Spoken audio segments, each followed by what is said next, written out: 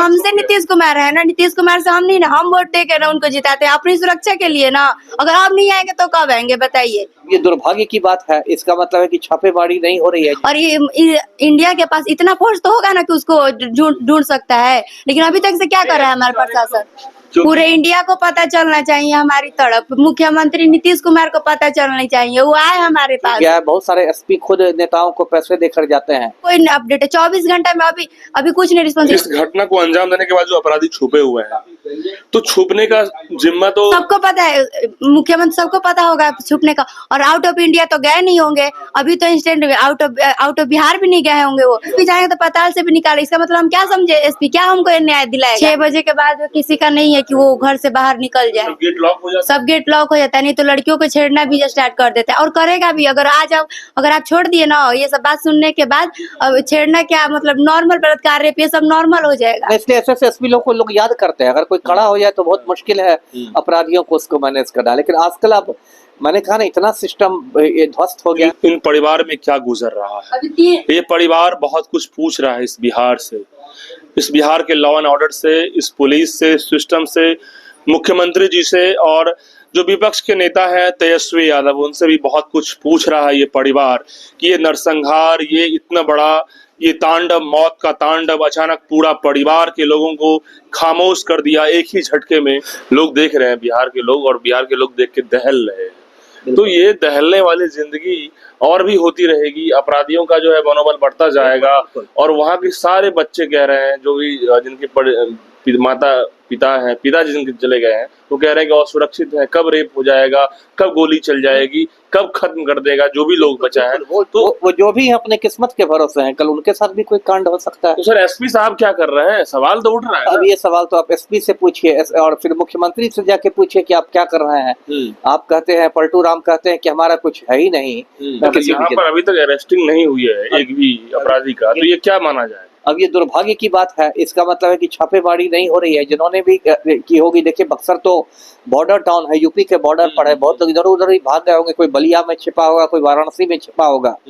तो उनको एक मतलब, यदि आप कोई फरार रहता है तो उसकी कुर्की होती है, कोर्ट का आदेश लेके उसकी संपत्ति जब्त की जाती है, प्रॉपर्टी अटैच किया जाता है। और यदि एसपी का खुफिया तंत्र मजबूत होगा तो वो कहीं छिपा भी होगा अपराधी, वाराणसी में भी, बलिया में भी, कहीं पर, तो उसको वहां भी टीम भेज के पकड़वाया जा सकता है। अभी तक खुफिया तंत्र की बात जब कर रहे हैं आप, तो क्या लग रहा है, जिस तरीके से इतने लंबे समय हो गए, 24 घंटे का वक्त कहा जाता है कि हम इसको ये कर देंगे, पकड़ने की कोशिश करेंगे, लगातार रेड होता है, लेकिन यहाँ तो बीते दिन हो रहा है। भाई देखिए, कोई खुफिया तंत्र है नहीं। देखिए पूरे राज्य में एक स्पेशल ब्रांच होता है, एक विशेष शाखा होती है जिसमें आईपीएस अधिकारी उसके हेड होते हैं, और उसमें इतने सारे लोग होते हैं। विशेष शाखा पूरा मतलब राज्य की पुलिस की खुफिया शाखा होती है, स्पेशल ब्रांच। लेकिन वो भी मतलब सिर्फ खाना पूरी करती है, अखबारों में पढ़ के इधर उधर से कुछ खबरें लेके वो अपना उसको खुफिया जानकारी के नाम पर उसको भेज देते हैं, उससे ज्यादा कुछ होता नहीं है।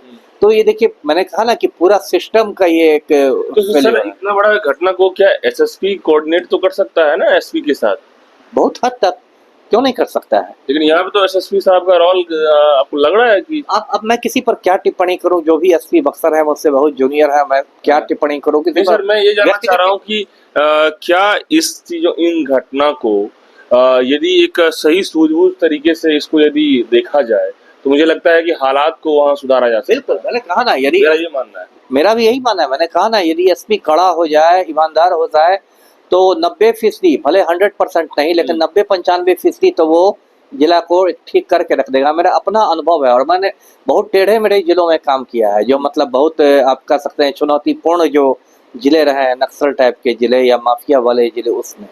तो यदि उसके लिए आपका ईमानदार भी होना जरूरी है और आपके पास कलेजा होना भी जरूरी है। बिल्कुल, मतलब एसपी चाहे तो एक चोर भी जो है मतलब कि वो सोच नहीं पाता है ये तो, लेकिन यहाँ पे तो एसपी को इतनी शक्तियां हैं और इतना कुछ है कि यदि एसपी चाहे, बहुत असीम नहीं भी तो इतनी ज्यादा शक्तियां हैं कि यदि एसपी खड़ा हो जाए, ईमानदार हो जाए, तो जिला में बहुत हद तक क्राइम बिल्कुल कंट्रोल हो जाएगा। बहुत लोगों के नाम हैं जो किए हुए हैं, कंट्रोल किए हुए हैं। आप बक्सर में ही आप कभी जाइएगा और फिर आप मेरे बारे में पूछिएगा, तो लोग बताएंगे कैसे मैंने ददन पहलवान का पीछा करके, और ददन पहलवान उसका महीनों तक जेल में रहा, और उसने कहाँ से पैरवी करवाई, क्योंकि वो डुमरांव का विधायक था, और यदि वो जेल से बाहर आ जाता तो उसको पलटू राम मिनिस्टर बना देते।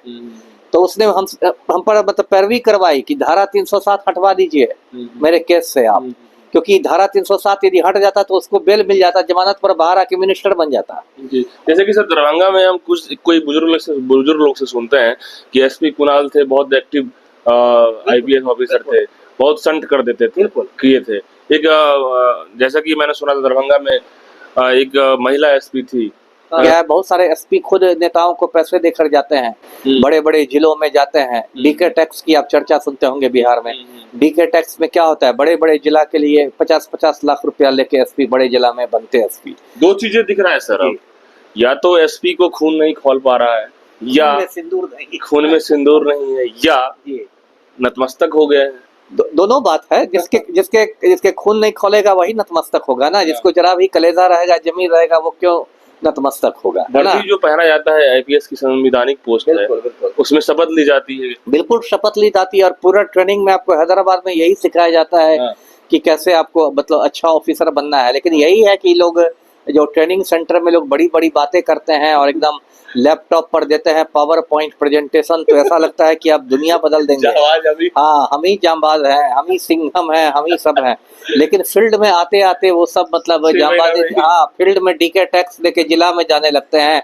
और जब आप खुद 50 लाख रुपया देके जिला के एसपी बनिएगा तो नेचुरल है कि आप फिर थाने प्रभारियों से वसूलिएगा। जिला के एसपी सर मतलब अपना जिला के एसपी, मतलब जो भी मेरा ये कहना है कि भ्रष्ट लोग जिला के एसपी बनते हैं तो उसमें लाखों रुपया दे के जाते हैं बड़े बड़े नेताओं को। अच्छा। पोस्टिंग के लिए। और जब वो लाखों रुपया दे के जाएंगे तो फिर वो वसूलेंगे, तो किससे वसूलेंगे? थाना प्रभारी से वसूलेंगे, है ना, कि आपको इधर उधर नहीं रखे, सीआईडी फीआईडी में नहीं रखे, आपको बड़े जिले का एसपी बनाए। आप अपने लोग हैं, आप हमारे ही जिले में रहिए। जी जी, ये हालत है जी, ऐसा भी हो रहा है, ऐसा ही हो रहा है। गजब खेल है। देखिए इस जो इतनी बड़ी घटना है बक्सर, भले ही कुछ मीडिया लोग और एक्टिव नहीं है, लेकिन जिस तरीके से मैं इस घटना को कवरेज किया हूँ तो कहीं ना कहीं मानवता को शर्मसार कर दिया गया। यानी कि आप समझ लीजिए कि यहाँ पे जिस तरीके से सर ने पूरा क्लियर कह दिया है कि एसपी साहब चाह लें तो 100% तो नहीं, 90-95% वहाँ सिचुएशन को तुरंत ठीक कर देंगे। 90% से अधिक, मतलब आप ये समझ लीजिए कि डैमेज एंड कंट्रोल वहाँ के सिचुएशन को कर देंगे। कुर्की जब्ती होने वाली कल है, लेकिन वहाँ के परिजन अभी भी करा रहे हैं, तड़प रहे हैं, टेंशन में है कि अब क्या हो जाएगा, अब मेरे साथ क्या होगा। इतनी बड़ी घटना होने के बाद भी वहाँ पे शांति नाम की कोई चीज देखी नहीं जा रही है। खौफ अभी भी है। इससे क्या लगता है? सवाल उठ जाता है नीतीश कुमार पर और वहाँ के प्रशासन पर। आप तमाम लोग से क्या सोचते हैं कमेंट बॉक्स में बताइएगा। धन्यवाद।